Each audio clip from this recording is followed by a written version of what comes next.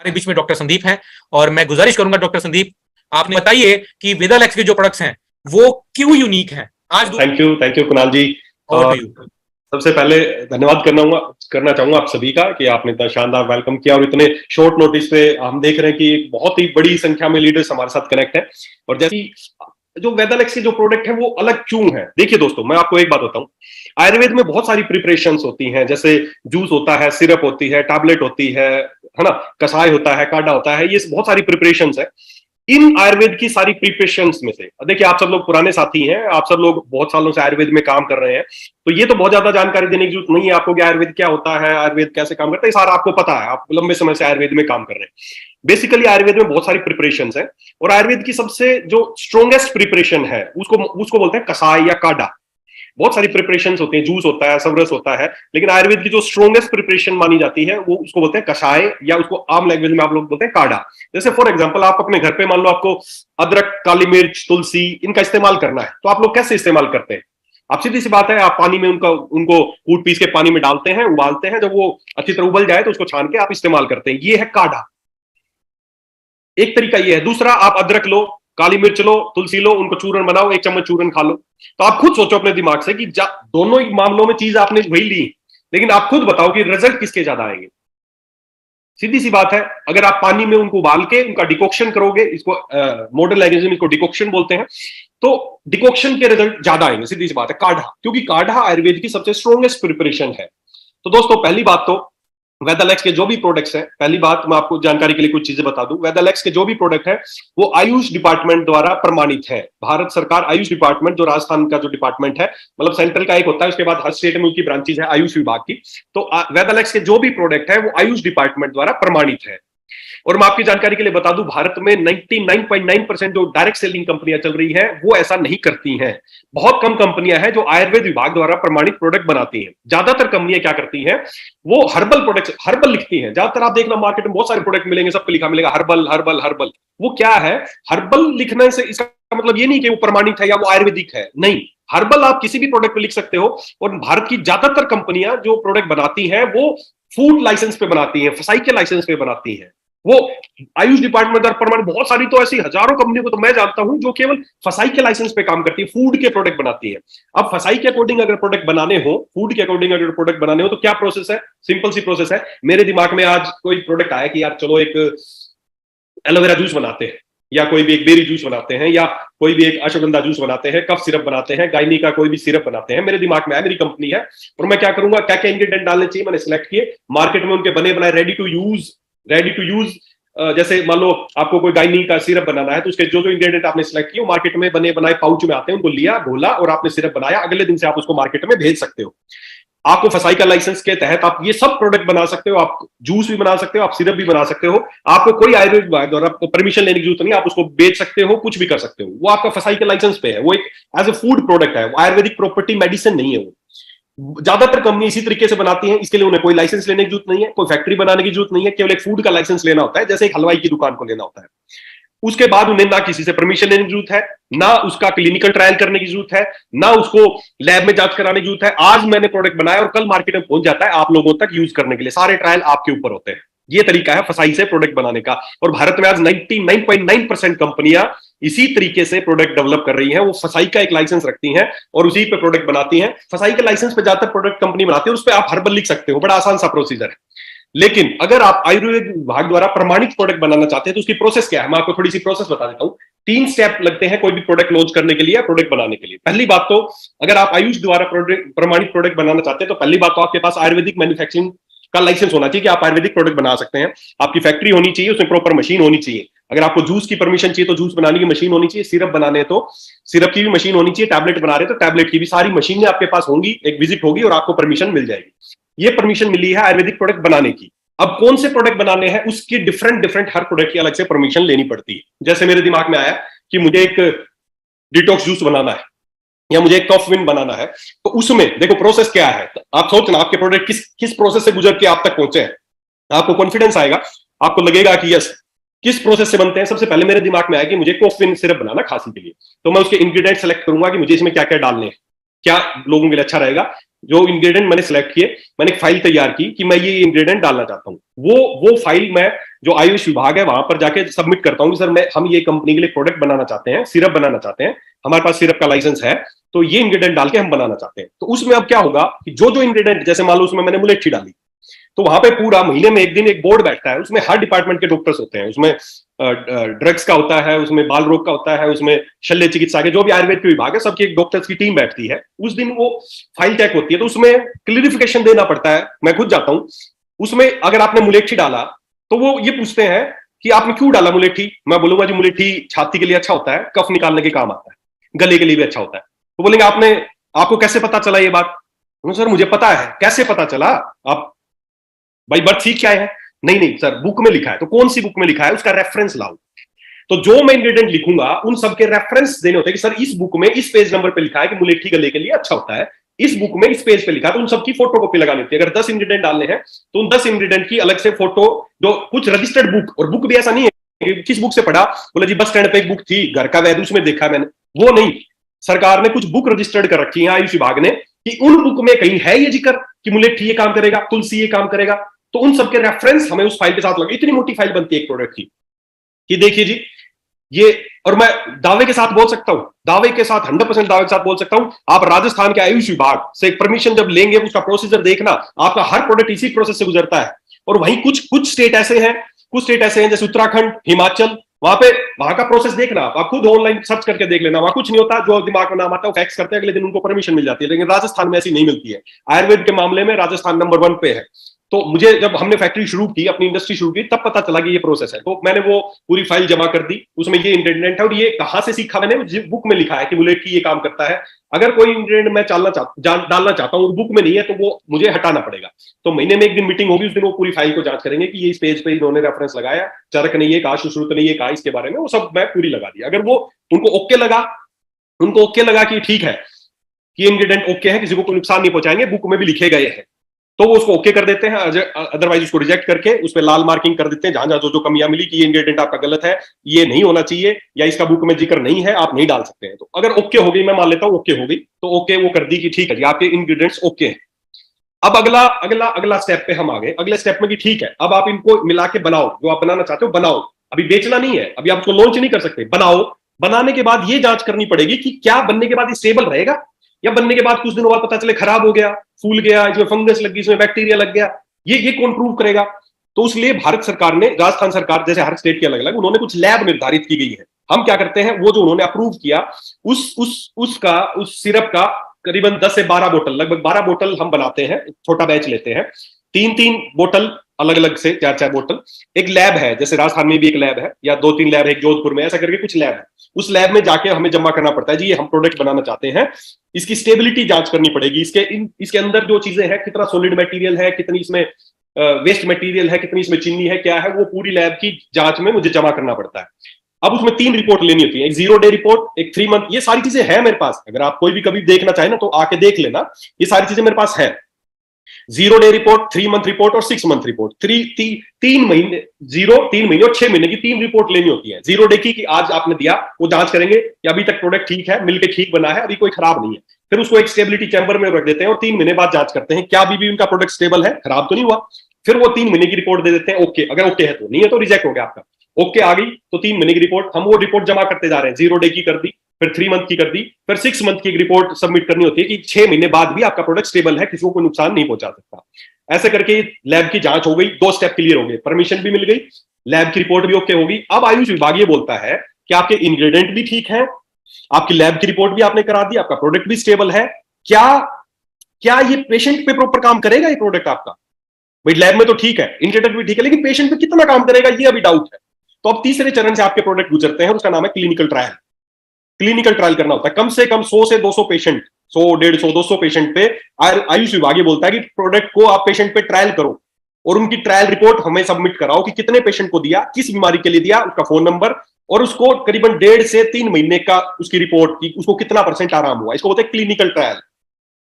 Clinical trial पे आपका product गुजरता है, पेशेंट को हम देते हैं, जैसे खांसी के मैंने 100 पेशेंट ढूंढे, उन 100 पेशेंटों को किसको कितने दिन से खांसी थी, किस तरह की खांसी थी, उसको हमारा प्रोडक्ट दिया गया और उसको कितना % आराम मिला। 3 महीने की रिपोर्ट सबमिट करनी पड़ती है। 3 महीने की इस रिपोर्ट में अगर 80% से ज्यादा लोग वो पेशेंट सेटिस्फाई होते हैं कि यस इस प्रोडक्ट से हमें फायदा मिला, तब जाके वो क्लिनिकल रिपोर्ट कंप्लीट होती है, वो हम सबमिट करते हैं और ये सबमिट होने के बाद आयुष विभाग बोलता है यस अब आप अपने प्रोडक्ट को लॉन्च कर सकते हो।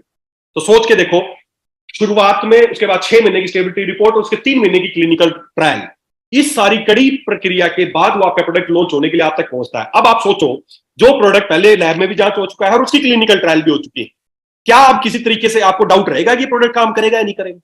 क्योंकि पहले उसकी क्लिनिकल ट्रायल में कर चुका हूं, वो पेशेंट पे दे चुके हैं हम, उनमें से 80% लोगों ने कहा कि यस मुझे आराम हुआ, तब वो प्रोडक्ट आपके हाथों में पहुंचा है। तो दोस्तों पहली बात तो आपके सारे जो भी प्रोडक्ट है आयुष विभाग द्वारा प्रमाणित और वो इसी तरीके से इन 3 प्रोसेस के तहत गुजर के ही आप तक पहुंचे। ऐसा नहीं कि आज मेरा मन किया नॉन जूस बनाना है और कल उसको घोला, परसों आप तक पहुंच गया नॉन जूस में। अब क्या होगा, उसमें बैक्टीरियल इन्फेक्शन होगा, वो नुकसान पहुंचाएगा या क्या होगा, किसी को नहीं पता, क्योंकि फूड के लाइसेंस जो बना रहे हो, आपको कुछ जरूरत नहीं और कुछ करने की।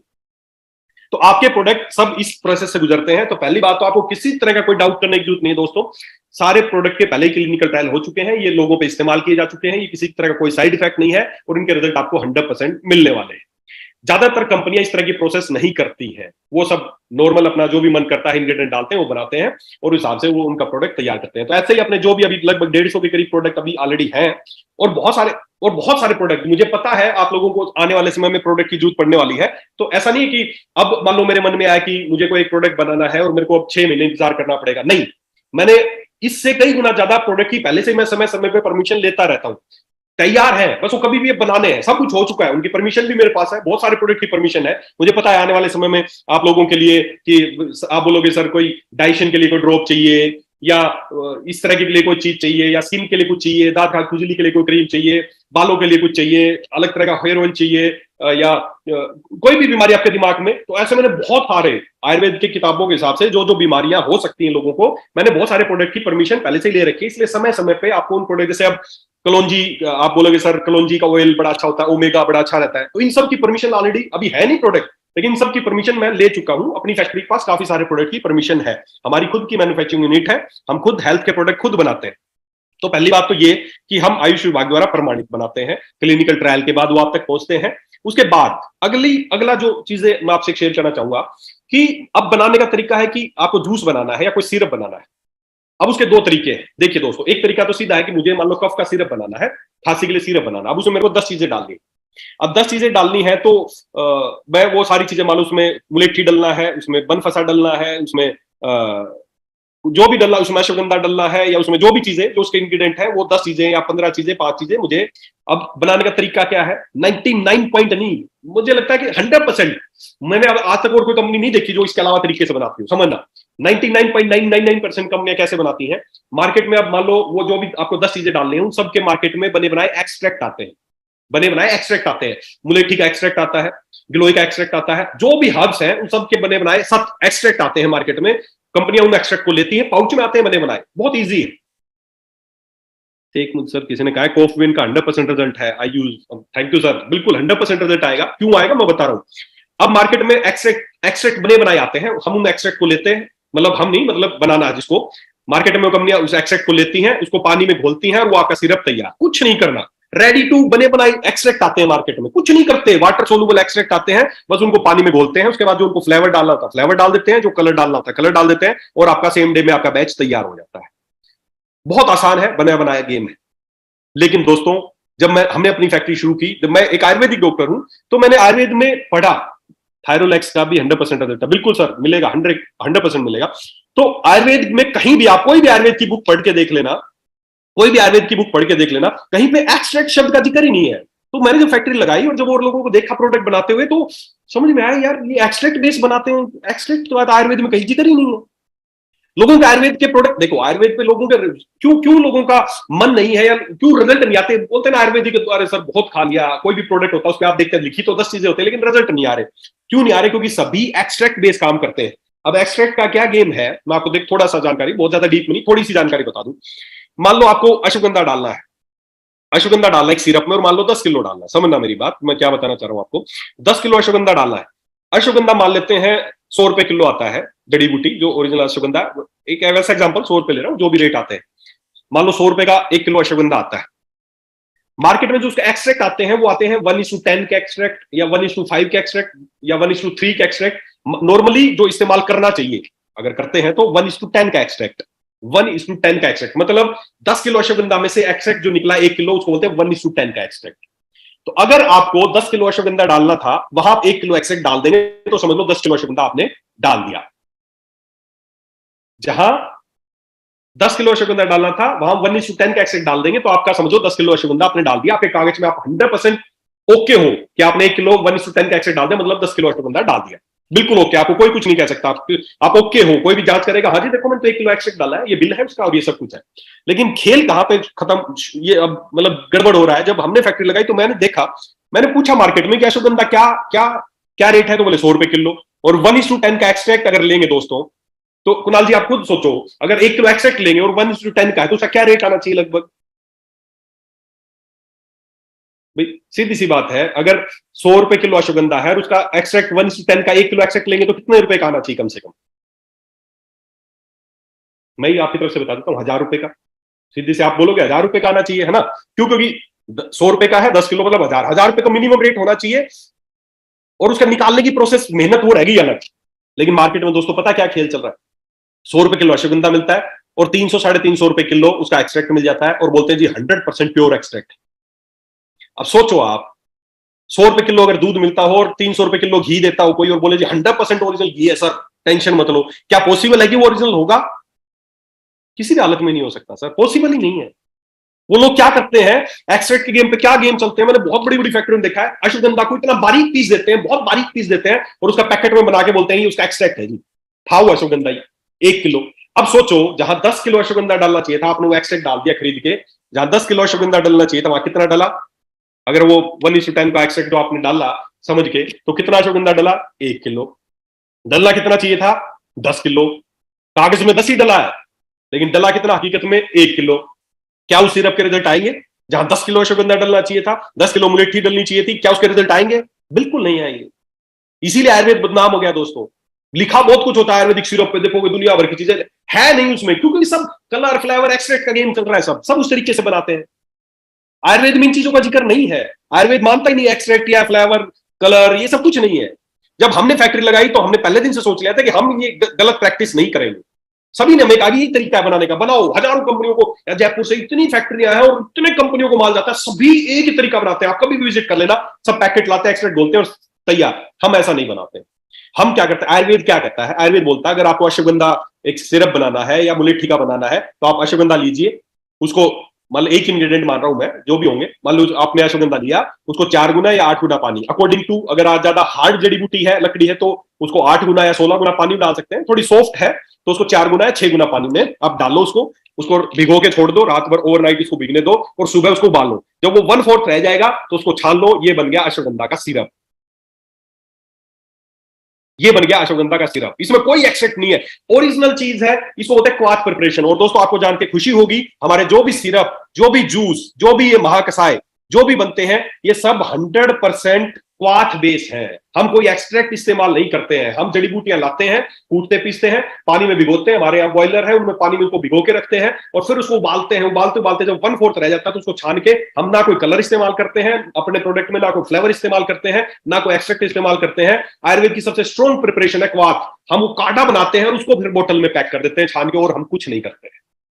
ये है आयुर्वेद की स्ट्रॉन्गेस्ट प्रिपरेशन। और आपको गर्व होगा कि हमारे हर प्रोडक्ट, चाहे वो आपका डिटॉक्स हो, चाहे आपका डायबल-एक्स हो, चाहे आपका कोफिन हो, चाहे डाइजेस्ट फिट हो, ये सब देख सकते हैं, बिल्कुल देख सकते हैं सर। कभी भी आप फैक्ट्री आइए, विजिट कीजिए, आपकी फैक्ट्री है, देखिए कैसे क्वाथ बनता है, कैसे उबलते हैं, दिन में आइए, रात में आइए, सुबह शाम आइए, कभी भी जब आपका मन करे आइए और देखिए अपने प्रोडक्ट को कैसे बनता है, आप गर्व महसूस करेंगे। आपकी फैक्ट्री है ये हमारी फैक्ट्री नहीं है, ये अकेले कुणाल जी की, मेरी, ये हमारी फैक्ट्री नहीं है, या हम सब की है। कभी भी आइए, मैं तो कहता हूं, मैं तो कुछ लोगों को बोलता हूं, आओ भाई साहब, या 2 दिन 4 दिन रुको, फैक्ट्री में काम करो, आपकी फैक्ट्री है, जड़ी बूटियां कूटोगे, पीसोगे, आपको पता चल जाएगा कैसे बनते हैं। आओ 2 4 दिन रुको, हमें भी मैन पावर की जरूरत है, आओ बनाओ अपने प्रोडक्ट खुद। जिस दिन आप अपना लीवर का सिरप खुद बनाओगे, मार्केट में जाके बताओगे भाई साहब इतना उबाल के बनाया, साला रिजल्ट आएंगे, देखा, फालतू बकवास मत करना, कॉन्फिडेंस आएगा आपको।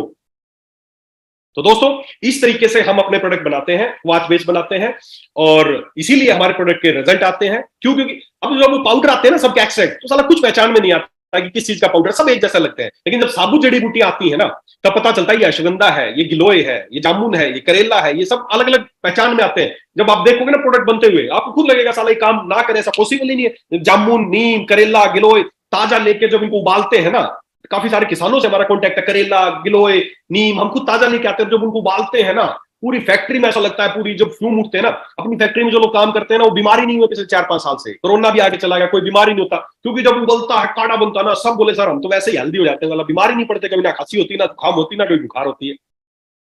सोच के देखो, बनाने से ही लोग ठीक हो रहे हैं, तो पी लोगे तो क्या होगा। तो दोस्तों इस तरीके से आपके प्रोडक्ट डेवलप किए जाते हैं। और कुछ प्रोडक्ट्स का आज मैं खाली इंट्रोडक्शन देता हूं आपको कि ये प्रोडक्ट इसमें काम आता है, ये इसमें आता है, इसमें आता है, ताकि भविष्य में फिर उनकी हम डीपली उनकी ट्रेनिंग करेंगे कि प्रोडक्ट ये किस तरीके से काम करता है। किस में काम आता है तो पता है, लेकिन किस तरीके से काम करता है वो हम प्रोडक्ट में आगे बात करेंगे। तो ये बात तो मुझे लगता है आप लोगों को समझ में आ गई होगी कि हमारे जो प्रोडक्ट है अलग क्यों है, क्योंकि हम कलर, फ्लेवर, एक्सट्रैक्ट बेस्ड काम नहीं करते हैं, ना फसाई के लाइसेंस पे काम करते हैं। हम आयुष विभाग द्वारा प्रमाणित प्रोडक्ट बनाते हैं, क्लिनिकल ट्रायल के बाद बनाते हैं, और क्वाथ बेस्ड बनाते हैं। क्वाथ एक तो होता है कषाय, एक होता है महाकषाय, बताऊंगा उसके बारे में भी वो क्या होता है, महाकाढ़ा, महाकषाय, उसके बारे में भी आपको बात करूंगा।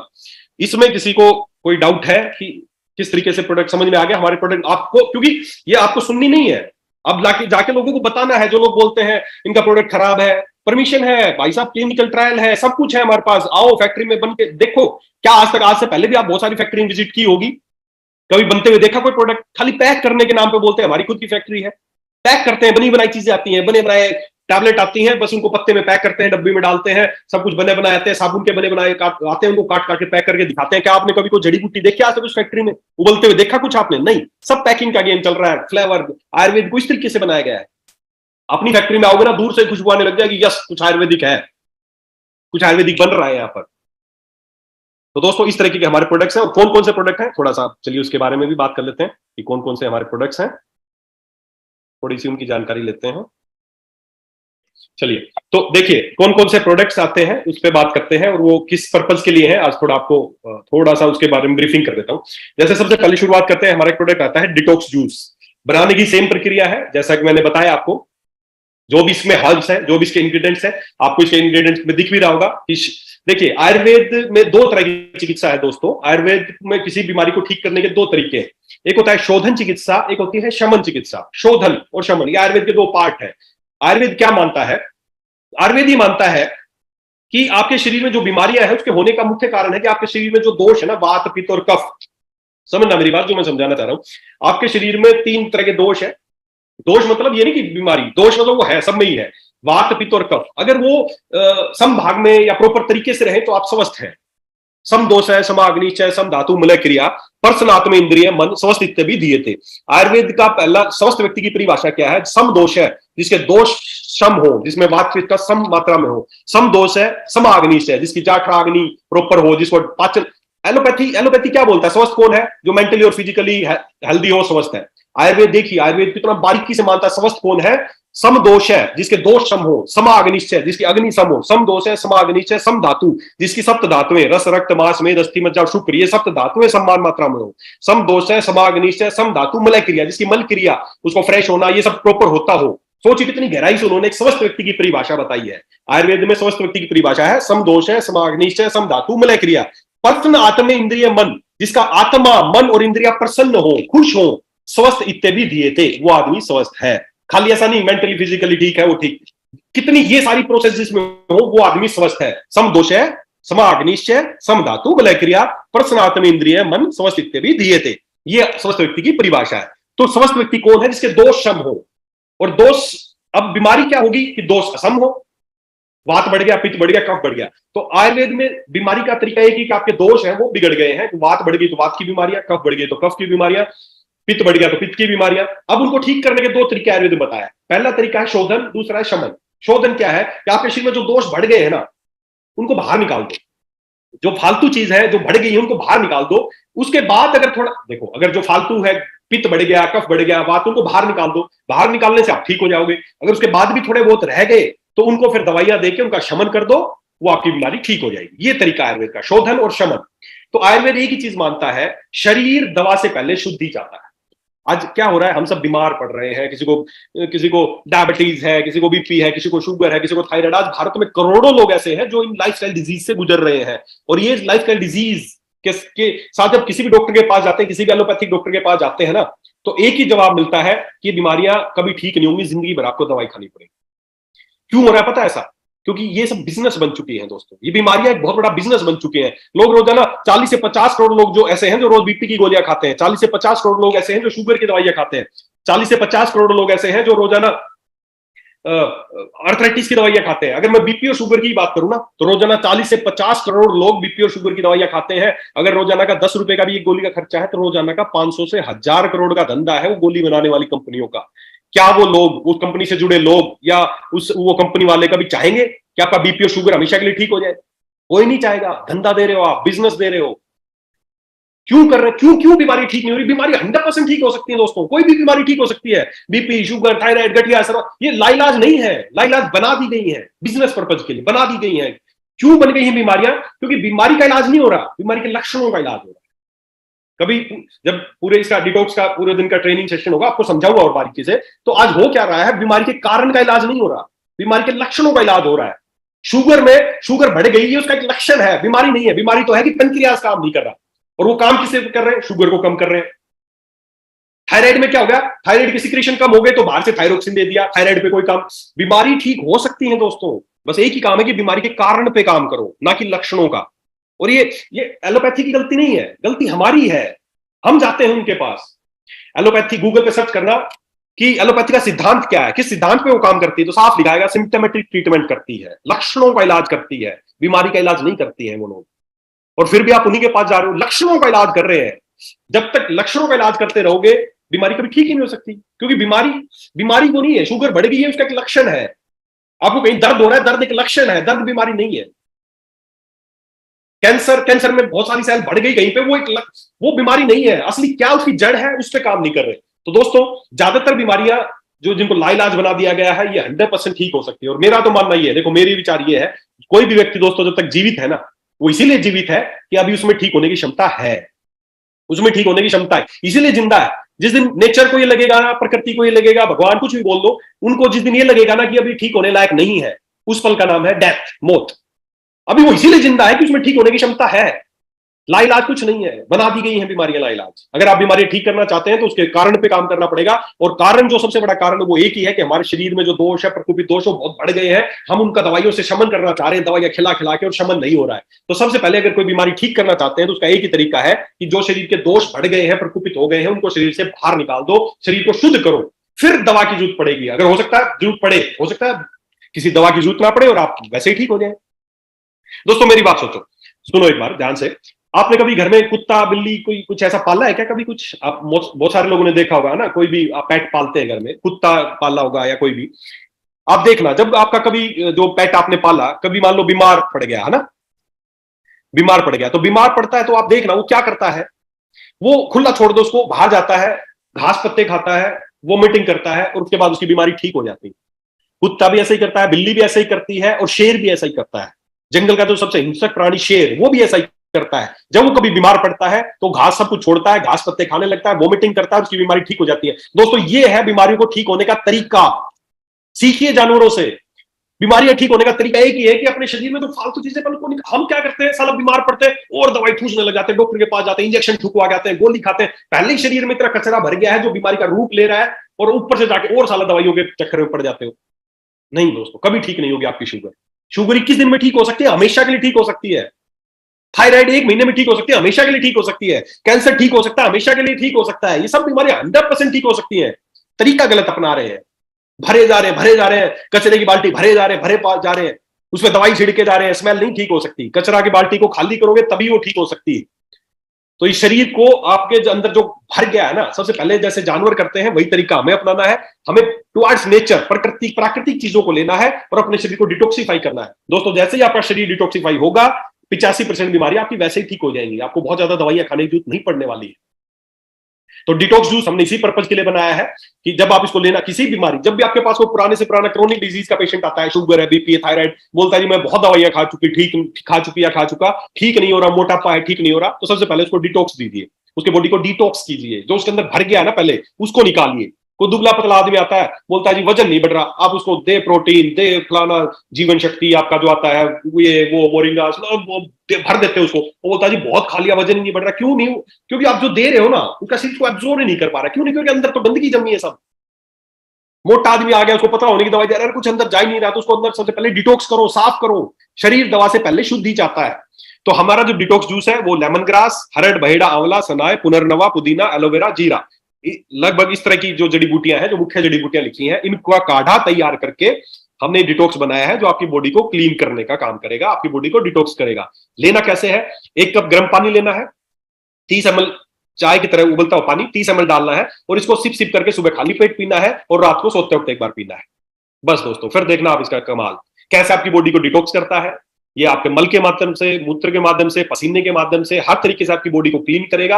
और जैसे गाड़ी की सर्विस हो जाती है ना, वैसा आप फील करेंगे, आपकी ज्यादातर बीमारियां ठीक होने लग जाएगी। और इसको टेस्टी बनाना है तो मैं डेली घर पे यूज करता हूं, मेरे घर पे यूज करते हैं। तो हम कैसे करते हैं?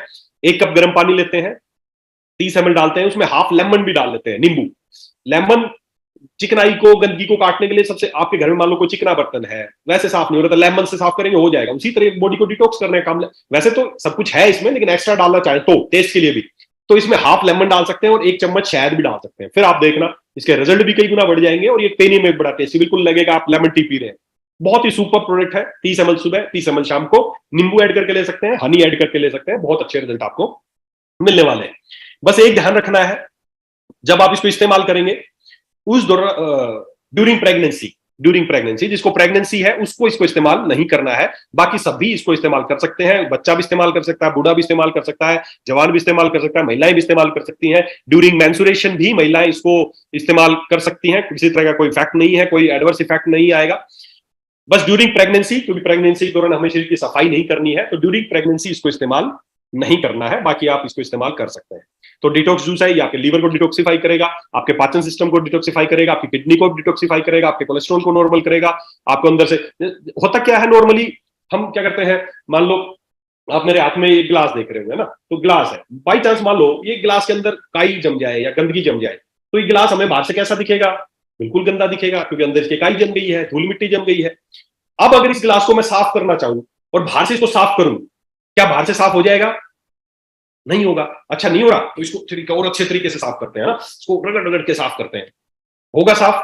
नहीं होगा। अभी भी नहीं हो रहा, तो एक काम करते हैं, अच्छा सा स्क्रब लगा के साफ करते हैं, क्या होगा साफ? कुछ भी कर ले, बाहर से इसको कुछ भी लगाएं, फेस वॉश लगाएं, स्क्रब लगाएं, ये साफ नहीं होने वाला। क्यों नहीं होने वाला? क्योंकि गंदगी बाहर नहीं है, गंदगी अंदर है। और ऐसा ही आप सब लोग, हम में से ज्यादातर लोग गलती करते हैं, जब हमारी स्किन पे दाग धब्बे दिखने लगते हैं ना, हम तरह तरह के फेस वॉश, तरह तरह के स्क्रब्स, तरह तरह की क्रीम लगाने लगते हैं, साफ नहीं हो रहे। आपकी जो स्किन है ना, आपकी स्किन आपका मिरर है, वो ये दिखाती है कि आप अंदर से कैसे हो। आपकी स्किन पे जो नजर आ रहा है वो आपके अंदर की गंदगी है। जब अंदर से शरीर को डिटॉक्स करोगे, आपकी स्किन ग्लो करने लगेगी, आपकी स्किन के दाग धब्बे ठीक हो जाएंगे, आपके जो भी समस्या है। तो डिटॉक्स जूस बहुत ही पावरफुल एक प्रोडक्ट है, हम सबको इस्तेमाल करना चाहिए। 30 ml सुबह, 30 ml शाम को गर्म पानी के साथ, जैसे मैंने बताया है ना। ये आपके वजन को भी नियंत्रित करेगा, आपकी स्किन को अच्छा करेगा, आपकी लीवर की समस्या है, भूख नहीं लगती। इसमें हमने पुनर्नवा डाला है, पुनर्नवा नाम से ही पता चल रहा है, पुनर्नवा, जो दोबारा नया कर दे। इस जड़ी बूटी का नाम है पुनर्नवा, जो दोबारा से नया कर दे।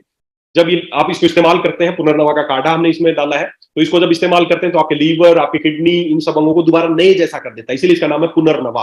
तो पुनर्नवा भी इसमें अच्छी मात्रा में डाला गया है, इसमें एलोवेरा भी डाला है, इसमें जीरा भी डाला है। अब आपको बॉडी को डिटॉक्स करने के लिए 50 प्रोडक्ट देने की जरूरत नहीं है, ये सुबह लेना, ये शाम को लेना, ये गोली लेना, ये ड्रॉप लेना, एक पूरी आप उसको बड़ी सी किट दे के आ जाते हैं जी, ये लो आप डिटॉक्स कर, नहीं ले पाते हैं लोग।